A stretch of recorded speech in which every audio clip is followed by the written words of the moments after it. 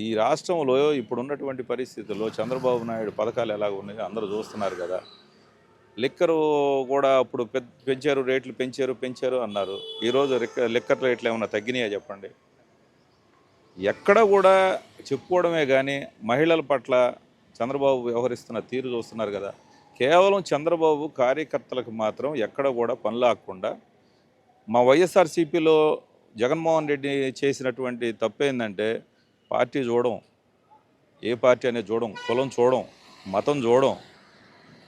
సుమారు 14 సంవత్సరాలు పనిచేసినటువంటి మాలాంటి కార్యకర్తలు ఎంతోమంది ఏ పని చెయ్యకుండానే మిగతా పార్టీల్లో వాళ్ళందరూ మా పార్టీలోకి వచ్చేసి అందరూ లబ్ధి పొందినటువంటి పరిస్థితి ఉంది.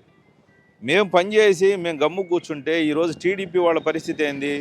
టీడీపీలో ఇసుక దందాలు కానీ, మైనింగ్ కానీ, లిక్కర్ కానీ ఏది ఉన్నా సరే ఈరోజు టీడీపీ వాళ్ళు వాళ్ళ కార్యకర్తలకి చక్కగా పనిచేసుకుంటున్న పరిస్థితి ఉంది. మరి మాకు జగన్మోహన్ రెడ్డి గారు అట్లా పని చేయలేదు కదా.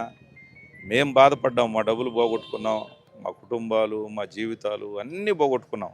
ఇటువంటి పరిస్థితి రాష్ట్రంలో మేము ఎప్పుడు కూడా ఇలాంటివి ఊహించం.